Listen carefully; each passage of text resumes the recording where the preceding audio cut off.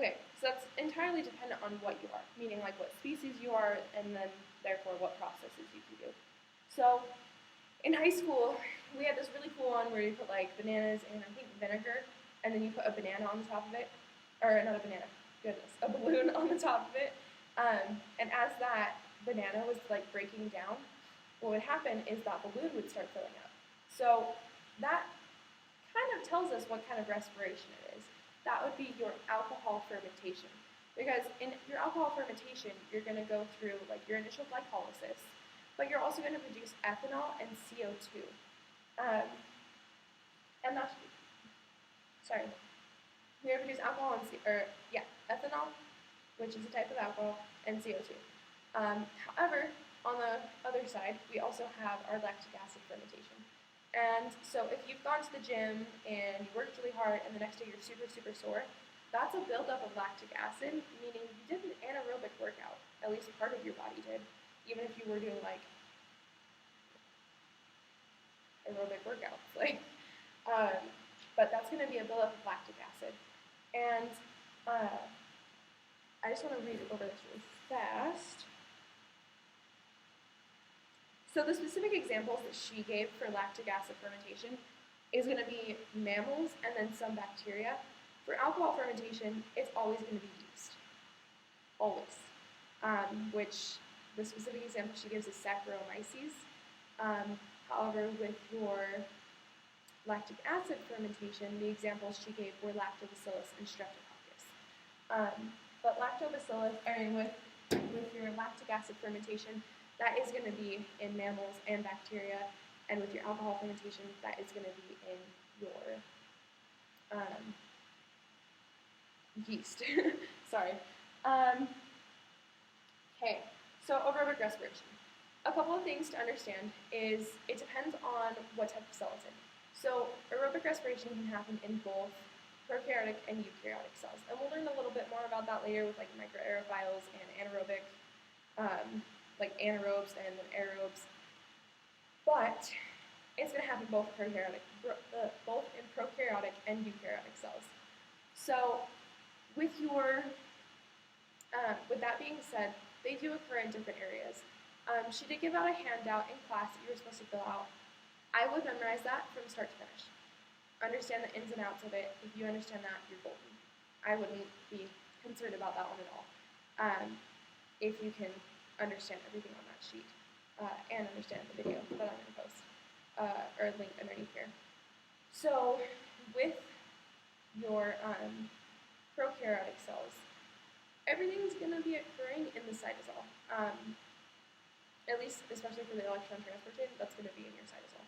There's no organelles, so it can't happen anywhere else. In your eukaryotic cells, it's going to be in the intracellular matrix of your mitochondria, which is why when you get to like the grand totals of everything, you have 2 less ATP in your eukaryotic cells because it has to pump it across that membrane, which, like I said before, with active transport requires ATP. So you're going to be using ATP after making all that ATP to get it across the membranes of the mitochondria so that it can then be used by the cell, because it has to be in the cytosol in order for it to be used by other different parts of the cell and for different processes.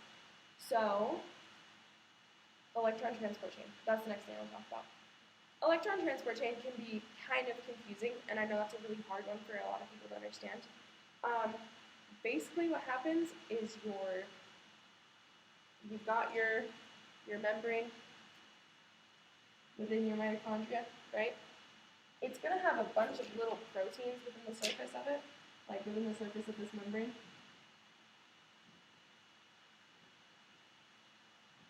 Okay?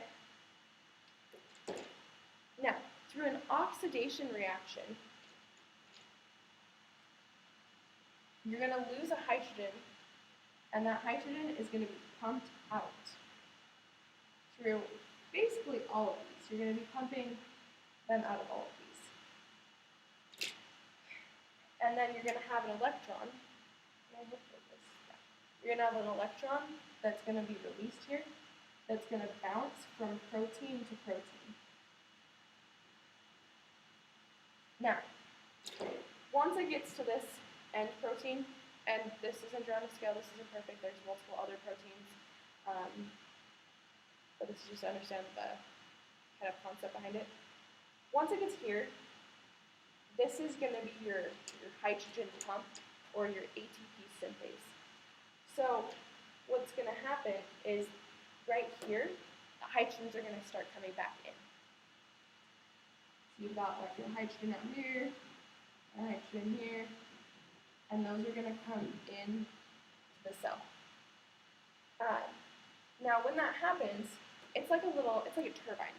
So if you look at like pictures of dams, every time the water comes through, it spins a turbine, creating energy. It's the same concept here. So this hydrogen is going to be pumped through, and then ATP is going to be produced from this reaction. However, the hydrogen's got to have somewhere to go. You can't just have this weird hydrogen concentration gradient happening. So this is where the aerobic part comes in. You're going to have O2. I think exactly you're going to have like 1/2 O2. Okay. This is your terminal acceptor. Memorize that. Memorize that O2 is your terminal acceptor. So when these hydrogens come in, they're going to end up getting hooked up with this oxygen to make your end product be H2O. So when you see like that grand, like,